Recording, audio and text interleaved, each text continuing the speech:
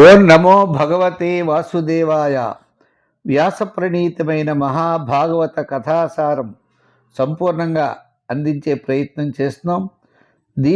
ఈ అమృత ఫలాన్ని మీరు ఆస్వాదిస్తూ మీ పిల్లలకి అందరికీ కూడా కథారూపంలో దీన్ని తెలియజేయండి. ఆ వాసుదేవుడి యొక్క అనుగ్రహం అందరికీ ఉండాలని చెప్పి కోరుకుంటూ, కరారవిందేన పదారవిందం ముఖారవిందే వినివేశయంతం వటస్య పత్రస్య పుటేశయానం బలం ముకుందం మనసా స్మరామి. కృష్ణం వందే జగద్గురుం.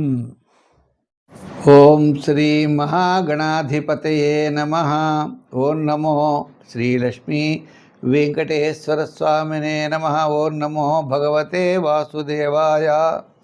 నారాయణం నమస్కృత్య నరం చైవ నరోత్తమం దేవీం సరస్వతీం వ్యాసం తతో జయముదీరయేత్. ఓం గణానాం త్వా గణపతిగుం హవామహే కవిం కవీనాముపమశ్రవస్తమం జ్యేష్ఠరాజం బ్రహ్మణాం బ్రహ్మణస్పత ఆనశృణ్వన్ ఊతిభిः సేదసాదనం. శ్రీ గురుభ్యో నమః, పితృభ్యో నమః, మాతృభ్యో నమః. వ్యాస భగవానుడి నమస్కారం అని తెలియజేస్తూ, మన ఈరోజు వ్యాస ప్రణీతమైన మహాభాగవతంలో మంచి విషయాన్ని తెలుసుకుంటున్నాం. ఈ వ్యాస ప్రణీతమైన మహాభాగవతాన్ని ఎవరు చెప్పారు అంటే, వ్యాసపుత్రుడైన సుఖమహర్షి పరీక్షణ్ మహారాజుకి చెప్పారు. పరీక్షణ్ మహారాజుకి ఆయనకి శాపం వచ్చింది. ఆ పరీక్షణ్ మహారాజు శాపం నుండి ముక్తుడు కావడానికి, అంటే శాపాన్ని తప్పించుకోవాలని ఉద్దేశం కాదండి, ఇంకా ఉన్న సమయం చాలా తక్కువ. ఈ తక్కువలో మనం భగవంతుడిని ఆరాధించాలని పరమ భాగవతోత్తములు ఎప్పుడు అనుకుంటారు. సమయం అస్సలు వ్యర్థం చేయరు. నిత్యం సన్నిహితో మృత్యు కర్తవ్యో ధర్మ సంగ్రహ అని. ఎప్పుడు మృత్యు మన దగ్గరే ఉంటుంది. ఎప్పుడు ఈ శరీరాన్ని మృత్యువు కబళిస్తుందో ఎవరూ చెప్పలేరు. అంచేత మనం ఏది చేయాలన్నా ఇప్పుడే చేయాలి. రేపనే మాట లేదట. ఓ మహానుభావుడు ఏమన్నాడంటే, రేపు నీ చేస్తాను అన్నాడు. అంటే రేపటి వరకు నువ్వు బతుకుతావని నమ్మకం నీకుందా అన్నాడు. అంచేత ఈ కలియుగంలో ఎవ్వరు ఎప్పుడు ఏమిటి అనే విషయం మనం చెప్పడానికి అవకాశములు లేవు. అటువంటి పరిస్థితుల్లో మరి ధర్మం ఆచరణ అనేది తప్పనిసరిగా చేయాలి అనే ఉద్దేశంతో పరమ భాగవతోత్తములు ఎప్పుడు కూడా సమయాన్ని వృధా చేయకుండా సమయం సద్వినియోగం చేసుకునేడానికి ఉన్న సమయాన్ని పరమ భాగవతోత్తములై ఆ మహావిష్ణువు యొక్క పాద పద్మముల్ని సేవిస్తూ సమయాన్ని గడిపేవారు. ఇంచేత ఏం చెప్తాం నిత్యము అనేది. అంచేత ప్రాచీనులు అందించినటువంటి పరమ భాగవతం భగవత ఇదం సాక్షాత్తు భగవత్ స్వరూపమే. ఒక రామాయణమో భారతమో వేరే వేరే కథలు ఉండొచ్చు, కానీ భాగవతంలో మాత్రం ప్రతి బిట్టు కూడా భగవంతుడి యొక్క సమర్పణే. చేత వ్యాసుడు అటువంటి భాగవతాన్ని మనకు అందించి ఆయన తృప్తి చెందేడు అన్నారు. మరి అటువంటి భాగవతంలో స్వయంభువ మనువు అనేవాడు ఉన్నాడు. ఆ స్వయంభువ మనువుకి ప్రియవ్రతుడనే పుత్రుడు ఉన్నాడు. అతడు చాలా పరమ భాగవతోత్తముడు. పరమ భాగవతోత్తముడు అయితే ఎప్పుడు కూడా ఇలా పరమ భాగవతోత్తముల దగ్గరికి నారదుడు కూడా వస్తూ ఉంటాడు. ఓ రోజు నారదుడు వచ్చాడు. ఆ ప్రియవ్రతుడికి విష్ణు యొక్క గాథల్ని చెప్తూ ఉంటాడు. ఎవరు ఆసక్తి ఉంటే వాళ్ళు వస్తూ ఉంటారు. మనకి దేని యందు ఆసక్తితో మనం వాళ్ళ దగ్గర చేరుతూ ఉంటాం. అదేవిధంగా ఈయనకి విష్ణువు యందు ఆసక్తి. ఈ ప్రియవ్రతుడికి నారదుడు వచ్చి విష్ణు యొక్క గొప్పతనాన్ని చెబుతూ ఉన్నాడు. ఈయనకి రాజ్యం చేయాలి, వివాహం చేసుకోవాలి, పిల్లలు కనాలి, ఇటువంటి భావాలు ఈ ప్రియవ్రతుడికి లేవు. బ్రహ్మదేవుడు గబగబా పరిగెట్టుకొచ్చాడు. స్వయంభవ మనువు యొక్క కుమారుడు ప్రియవ్రతుడు గొప్పవాడు, ఇతనితో భవిష్యత్తులో బోడంత పని చేయవలసిన పని ఉన్నది, ఇతడేమిటి నేను ఏమి చేయనంటాడు అని గబగబా బ్రహ్మదేవుడు వచ్చి, నాయనా ప్రియవ్రత, నువ్వు ధర్మంగా రాజ్యాన్ని పరిపాలించు, రాజ్యాన్ని పరిపాలించిన తర్వాతే భగవంతుడి ఆరాధన చేయాలి. పురా రాజానః రాజ్యం కృత్వా మోక్షం ప్రాప్నువంతః. పూర్వకాలం రాజులు వారు రాజ్యాన్ని పరిపాలించి ఆ ప్రజల్లోనే దైవత్వాన్ని చూసి, ఆ ప్రజలలో దైవ స్వరూపాన్ని చూసి, విష్ణువుని ఎక్కడ చూశారు? ప్రతి ప్రాణిలో చూశారు. ప్రతి ప్రాణి యందు విష్ణువు ఉన్నాడు. భగవత్ స్వరూపంగా భావించాలి. అప్పుడే మనం ఈ సమాజంలో నడవగలం. లేకపోతే ఒకళ్ళు చంపుకునేటువంటి రోజులు కదా కలియుగం అంటే. చేత సాక్షాత్తు శ్రీమన్నారాయణుడు అవతల వారి యొక్క ఆత్మస్వరూపంలో ఉన్నారని భావించాలి. పరోపకారం, పరచింతన, పరుల్ని గౌరవించడం, ఇటువంటివన్నీ కూడా అలవర్చుకోవాలయ్యా అని బ్రహ్మదేవుడు ప్రియవ్రతుడికి చెప్పాడు. అప్పుడు ప్రియవ్రతుడు ఏం చేశాడు? సరే బ్రహ్మదేవుడు చెప్పాడు, మనం తప్పదు అని ఆయన రాజ్య స్వీకారాన్ని స్వీకరించాడు. ఆ స్వయంభూమను తపస్సు చేసుకోవడానికి వెళ్ళిపోయాడు. ఈ ప్రియవ్రతుడికి ఒక లక్షణం ఉంది, మనం ఏదైనా సాధించాలి అని. ఆ సాధించే లక్షణం ఉన్నది కాబట్టే బ్రహ్మదేవుడు ఏమన్నాడు? నువ్వు రాజ్యం స్వీకరించు అన్నాడు. సరే రాజ్యాన్ని స్వీకరించాడు. ఇలా చూశాడు, సూర్యభగవానుడు వెళ్ళిపోతున్నాడు రోజును. పగలు రాత్రి ఎందుకు వచ్చింది, మొత్తం అంతా పగలుంటే బాగుంటుందిగా అని ఏదో భావం కలిగింది ఆయనకి. కలిగి వెంటనే మంచి తపోవంతుడు, సామాన్యుడు కాదు ప్రియవ్రతుడు అంటే. శాసించేటువంటి శక్తి అంటే దైవాన్ని తన చేతిలో పెట్టుకుంటారు. ఒకటి కర్ణపిశాచి విద్య వస్తుంది. కర్ణపిశాచి అంటే అవతలవాడు ఎందుకు వచ్చాడు, ఏమిటి మీ అబ్బాయి తప్పిపోయాడా, మీ అబ్బాయి ఉద్యోగం లేదా అని వెంటనే వీడే చెప్పేస్తాడు వాడు వచ్చేప్పటికి. అదో విద్య వాడికి వచ్చు, ఆ చెవిలో తెలిసిపోతూ ఉంటుంది వాడికి. ఇలా అనేక రకాల విద్యలు ఉంటాయి. ఈ విద్యల్లో మనం వెళ్ళేప్పటికీ మన గురించి అవతల వాడు చెప్పాడు, మనం ఉంటాయి బాబు చాలా గొప్పవాడండి బాబు, ఈయన చాలా మన గురించే చెప్పేస్తున్నాడండి అంటాం. ఎప్పుడైతే మనం కూడా ఇంద్రియముల స్వాధీనం చేసుకుని భగవంతుడిని ధ్యానం చేస్తూ ఉంటే భగవంతుడు ఆయన అధీనమైపోతాడట. మరి ధ్రువుడి యొక్క తపస్సుకు మెచ్చి మహావిష్ణువు ధ్రువుడి అధీనంలోకి వెళ్ళిపోయాడు. ధ్రువుడి అధీనంలోకి వెళ్ళిపోతే ఇంకేంటి అన్నీ మొత్తం అంతా ఆగిపోతుంది అన్నమాట వ్యవస్థ. సాక్షాత్తు శ్రీమన్నారాయణనే శాసించేంత శక్తి ధ్రువుడు పొందాడు. తపస్సు అంటే అది. ఆ తపోబలం అనేది చాలా గొప్పది.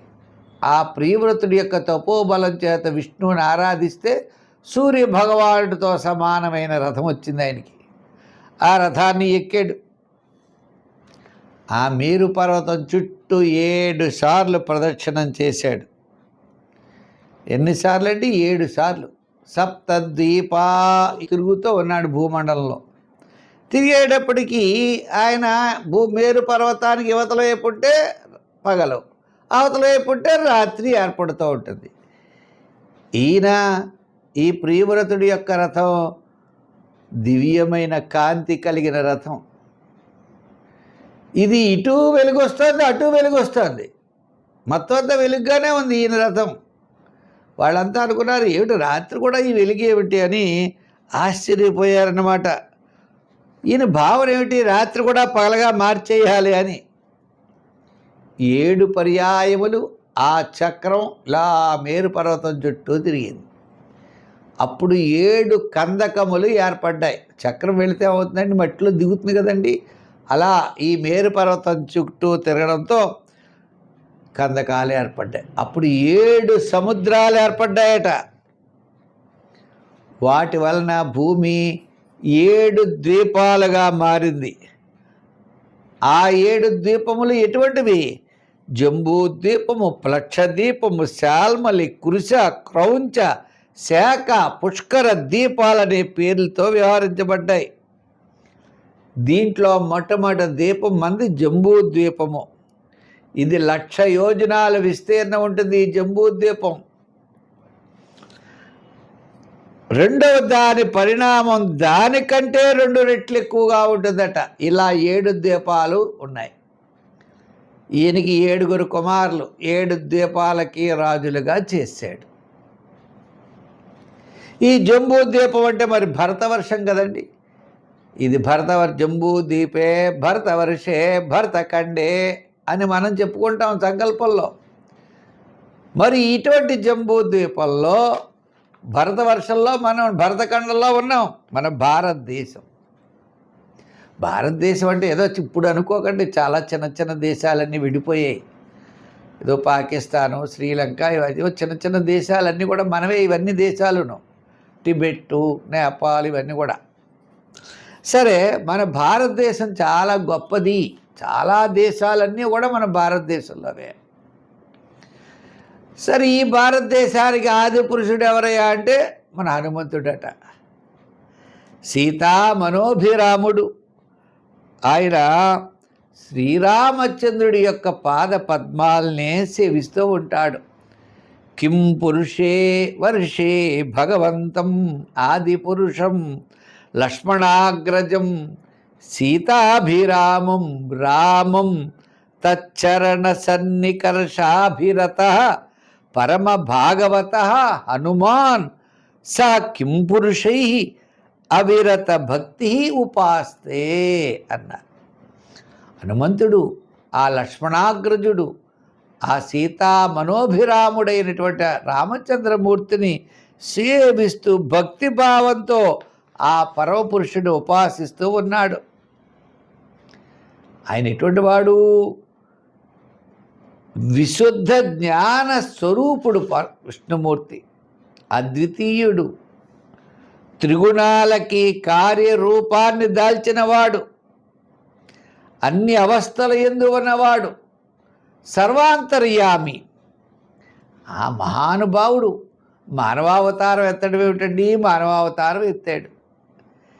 ఆయనకి ఏదో రాక్షసుల్ని సంహరించాలనే వంకతో దుష్టుల్ని సంహరించడం కోసం, శిష్టుల్ని రక్షించడం కోసం, మానవుడంటే ఇలా ఉండాలి అని చూపించడం కోసం, మానవుడంటే రాముడిలా ఉండాలి, పితృభక్తి కలిగి ఉండాలి, స్నేహధర్మాలు కలిగి ఉండాలి, సోదరభావం కలిగి ఉండాలి. ఇలా ప్రతిదీ ఆ రామచంద్రమూర్తి అంటే రామో విగ్రహవాన్ ధర్మ అన్నారు. ధర్మం అంటే రాముడే అన్నట్లుగా ఆయన ఉండేవాడు. ఆయన మానవావతారం ఎత్తాడు. సీతాదేవిని అపహరించడం ఏమిటండి? అదో వంక. లక్ష్మణుడు దూరం ఏమిటి? అసలు ఏమే? ఇదంతా కూడా కల్పితము, భగవంతుడి యొక్క మాయ. ఎంచేత ఆయన కార్యం ఒకటి ఉన్నది. దుష్టులందరినీ శిక్షించాలి, ఒక యుద్ధం జరగాలి. కృష్ణావతారం యొక్క ఉద్దేశం ఏమిటి? కృష్ణావతారం భారతంలో యుద్ధం మరి ఆపాలంటే కృష్ణుడు ఆపగలడు. ఎందుకు ఆపలేదు? జనాన్ని తగ్గించాలి. పాపాత్మల్ని ఎప్పుడు కూడా ఈ భూమి మొయ్యలేదు. భూదేవత అడుగుతుంది, కృష్ణ ఏమిటంటాడు, కంగారు పడకొట్టాడు. సమయం వచ్చినప్పుడు ఆయనే ఈ పాపాత్మల్ని సంహరించడం కోసం కురుక్షేత్ర యుద్ధాన్ని జరిపి ఎన్నో అక్షోహిణీలు జనం చనిపోయారు, మృతి చెందారు. పాపాత్మలందరూ కూడా మృతి చెందారు కదా. అదేవిధంగా రామావతారంలో కూడా రాక్షస సంహారం చేయడం కోసం ఆయన ఉన్నాడు. మరి వసుదేవసుతుడు వాసుదేవుడు ద్వాపర యుగంలో ఆయన. అంచేత ఆయనకి ముల్లోకాల యందు ఏది ఆసక్తి ఉండదు. ఆయన సీతాదేవి కోసం మోహగ్రస్తుడు అవడం ఏంటండి? ఓ సీత ఓ సీత అని ఆడవడం ఏమిటి? అనే కాదు, ఇదంతా కూడా భగవంతుడి చేత సృష్టించబడినది. గొప్ప వంశంలో జన్మించాడు, సౌందర్యవంతుడిగా జన్మించాడు. అంచేత రాముడి యొక్క లక్షణాలన్నీ కూడా మంచి లక్షణాలతో, శుభలక్షణాలతో, పెద్దల యందు ప్రేమ భక్తి భావాలతో కలిగిన వాడు రామచంద్రమూర్తి. ఈ భారతవర్షంలో, మన భరత భూమి కదండి, ఇక్కడ అనేకమైన యజ్ఞయాగాది క్రతువులు జరిగినటువంటి భారతవర్షం. ఈ భారతవర్షంలో ఎప్పుడో వ్యాస భగవానుడు రచించాడంటే మీరు ఆశ్చర్యం వేస్తుంది. ఎన్నో వేల సంవత్సరాల కిందట అసంఖ్యాయమైనటువంటి పర్వతాలు ఉన్నాయన్నారు. ఆ పర్వతాల పేర్లు కూడా మనకు తెలియవు. ఆ పర్వతాలు ఎవరు చూస్తారు చెప్పండి? ఆయన తపోశక్తితో చూశాడు ఆయన. ఈ మా అసంఖ్యాకములైన లెక్క పెట్టలేని పర్వతాలు, లెక్క పెట్టలేనటువంటి నదులు ఉన్నాయట.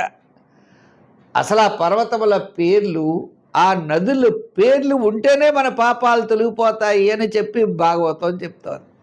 అందుకు మనం ఆ పర్వతాల పేర్లు వినాలి, ఆ నదుల యొక్క పేర్లు వినాలి, ఒక్కసారి ఆ పర్వతాన్ని స్మరించాలి. మనం సత్యనారాయణ స్వామి ఉన్నారు, మనం అనుకుంటాం ఆ స్వామి ఆ శిఖర పర్వతం మీద ఉన్నారు ఆయన. ఇలా శేషాచలం, మన తిరుపతి, ఇవన్నీ ఉన్నాయి. నారాయణాద్రి, గరుడాద్రి, ఇలా అనేక అద్రులు, పర్వతముల యొక్క పేర్లు. అటువంటి పర్వతములు వింటే చాలట. ఈ భారతవర్షమునందు అసంఖ్యాకమైన పర్వతాలు, నదులు ఉన్నాయి.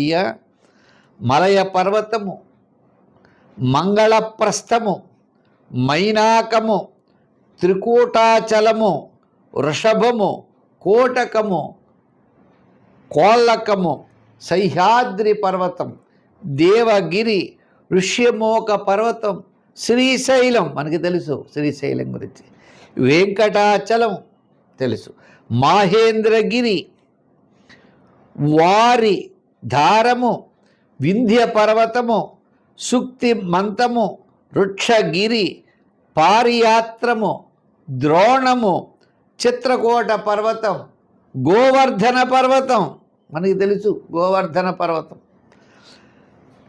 మరి రైవతకము, కుకుభము, నీలగిరి పర్వతము, గోకాముఖము, ఇంద్రకీలాద్రి పర్వతము, కామగిరి మొదలగు వేల కొలది పర్వతాలు ఎన్నో ఉన్నాయట. ఈ పర్వతాల నుండి జాలువారే నదీనదాలు అసంఖ్యాకాలం. భరతవర్షం భారతదేశం ఎందుకు గొప్పది అంటే చెప్తున్నారు, ఇన్ని నదులు ఉన్నాయి, ఇన్ని పర్వతాలు, పర్వతాల మీద కురిసేవాన అలా చిన్న చిన్న నదులు, నదుల ద్వారా పెద్ద పెద్ద మహానదులు చివరికి సముద్రంలో కలుస్తాయి. ఈ నదుల పేర్లు స్మరించినంత మాత్రం చేత మానవ జీవితములు పునీతములగును అన్నారు. ఏతాసామపో భారత్య ప్రజా నామభిరేవ పునంతి నాత్మనాచ ఉపస్పృశంతి అని. ఈ యొక్క మానవ జీవితంలో నదుల యొక్క పేర్లు వింటేనే చాలట. ఈ నదీ జలాలో స్నానం చేసినంత ఫలితం వస్తుంది అన్నారు. చంద్రవశ, తామ్రపర్ణి నది, అవటోద, కృతమూల, వైహాయసి, కావేరి మనకు తెలుసు, వేణి, పయస్వని, శర్కరావర్త, తుంగభద్ర, కృష్ణ, వేణ్య, భీమరథి, గోదావరి, నిర్వింధ్య, పయోష్ణి, తాపి, రేవ, సురస, నర్మద, చర్మణవతి, సింధు, అంధము మరియు సోణము అనే నదాలు మహానదుల్లో వేదస్మృతి, ఋషికుల్య, త్రిసామ, కౌశికి, మందాకిని, యమున, సరస్వతి, దుషధ్వతి, గోమతి, సరయు, రోధస్వతి, సప్తవతి, సుషోమ, శత్రధ్రువ, చంద్రభాగ, మరుద్వృధ, వితస్త, ఆసక్తి, విశ్వారి ముఖ్య నదులున్నాయట. ఈ మానవులు భూమి మీద పుట్టడం గొప్పయ్యా. పైగా భారతదేశంలో పుట్టడం ఎంతో పుణ్యాత్ములు పుడతారటండి. ఈ పుణ్యాత్ములు మనకి చక్రాన్ని వదులుతాడు విష్ణుమూర్తి ఎక్కడ పవిత్రత అని, అంటే నైమిషారణ్యంలో ఆ చక్రం పెడుతుంది. మీరు తెలుసు కదా అదంతా. ఇలా భారతదేశంలో పుణ్యాత్ములు, మహర్షులు, తపోవంతులు ఇక్కడ నివసిస్తూ ఉంటారట. అసలు మన భారతదేశంలో జన్మ లభించడమే గొప్పది. ఇటువంటి నదులన్నీ స్నానం చేయడం, నదుల్లో తిరగడం మన పూర్వజన్మ సుకృతం వల్ల మన భారతదేశం చాలా గొప్పది అన్నారు. అంచేత పుణ్యం చేయాలన్నా ఇక్కడే చేయాలట. అంచేత పూర్వకాలం గొప్పవాళ్ళెవ్వరూ కూడా విదేశాలు వెళ్ళేవారు కాదండి. విదేశాలు వెళ్ళేవారు కాదు. విదేశాలు వెళ్ళినా ప్రాయశ్చిత్తం చేసుకునేవారు. మహర్షులు గొప్పవాళ్ళు విదేశాలు వెళ్ళేవారు కాదు. మన భారతదేశంలో ఏది చేసినా కరెంటు అనేది మీటర్ ద్వారా అన్ని రూములకి, అన్ని స్విచ్లకి ఎలా అయితే వెడుతుందో, భారతదేశంలో చేసిన పుణ్యముల ద్వారా ప్రపంచమంతా మానవులకి వెడుతుందట. అంచేత ఏది చేయాలన్నా ఒక స్విచ్ బోర్డు దగ్గర చేసింది అన్ని చోట్లకి వెళ్ళదు. మీటర్ దగ్గర చేస్తే అన్ని చోట్లకి కరెంటు వ్యాపించినట్లుగా మన భారతదేశంలో ఏ కార్యక్రమం చేసినా అది ప్రపంచమంతా కూడా మానవాళి సుఖ సంతోషాలతో ఉంటారట. అంత గొప్పదయ్యా భారతదేశం. అస్మిన్ వర్షయే పురుషై జన్మభి శుక్లలోహిత కృష్ణవరేణ స్వారబ్ధేన కర్మణ. ఇంకా చాలా గొప్పగా చెప్పారు భారతదేశం గురించి. ఓ పరీక్షణ్ మహారాజా, ఈ భారతదేశీయులు భాగ్యము. వీరు యజ్ఞాలు చేస్తారు, వివిధమైనటువంటి దేవతలను ఆరాధిస్తారు, గొప్ప కర్మలన్నీ చేస్తూ ఉంటారయ్యా. ఈ శ్రద్ధయా బరిష్పి భాగసోహవి. అంచేత భారతదేశంలో చేసినటువంటి యజ్ఞ యాగాది క్రతువుల ద్వారా సాక్షాత్తు శ్రీమన్నారాయణుడు ఆనందిస్తాడయ్యా. ఈ భారతదేశంలో ఏ యజ్ఞము యాగాదులు చేసినా సమస్తమైనటువంటి దేవతలు, పరమేశ్వరుడు, విష్ణుధామాలు, శివధామములు, అన్నిటువంటి గొప్ప నదాలు, పర్వతాలు, అంటే మహాపుణ్య ప్రాంతం. అంచేతనే కర్మ భూమి అన్నారు భారతదేశాన్ని. కర్మభూమి అంటే కర్మ అంటే ఇక్కడ చేసినటువంటి దాన్ని అత్యద్భుతమైనటువంటి ఫలితాలు మనం పొందుతామట. అటువంటి భారతదేశం మానవులుగా పుట్టడం ఒక గొప్ప మహాపుణ్యం. ఆ మానవుల్లో భారతదేశంలో పుట్టడం ఇంకా గొప్ప అన్నారు. ఈ భారతీయులుగా ఉండి, మానవులుగా ఉండి, పుణ్య నదుల్లో స్నానం చేసి పరమాత్మల్ని పూజించడం ద్వారా మనం పూర్వజన్మ ఎంతో సుకృతం చేసుకున్నావయ్యా అని ఈ విషయాన్నంతా కూడా పరీక్షణ్ మహారాజుకు సుఖ మహర్షి మన భారతదేశం గురించి చెప్తున్నాడు. మరి చూడండి ఎంత గొప్ప. అంచేత అటువంటి భారతదేశంలో సప్త ద్వీపాల్లో ఒక దీపం గురించి చెప్పుకున్నాం. మళ్ళా రేపు మిగిలిన 6 ద్వీపాల గురించి కూడా మళ్ళా మనం తెలుసుకుందాం. అంచేత భారతదేశం అంటే చాలా గొప్పది అనేటువంటి విషయాన్ని తెలుసుకోవాలి ప్రతి ఒక్కరూ తెలియజేస్తూ, ఆ భగవంతుడు వాసుదేవుడి యొక్క అనుగ్రహం మీకు, మాకు, అందరికీ ఉండాలని, మన భారతదేశం గురించి కొన్ని వేల సంవత్సరాల కిందట ఎప్పుడో వ్యాస భగవానుడు చెప్పాడు. అంటే మీరు ఆలోచించండి, ఈ పర్వతాల పేర్లు, నదుల పేర్లు అసలు మనం చూడలేం. అటువంటిది వ్యాసుడు మనకి చూపించాడు అంటే వాటి స్మరణ మాత్రం చేత మనకు అనంతమైనటువంటి ఫలితం దొరుకుతుందని చెప్పి తెలియజేస్తూ, ఆ వాసుదేవుడి యొక్క అనుగ్రహం మీకు, మాకు, అందరికీ ఉండాలని చెప్పి కోరుకుంటూ రేపు మళ్ళా కలుసుకుందాం. సర్వే జన సుఖినో భవంతు. స్వస్తి.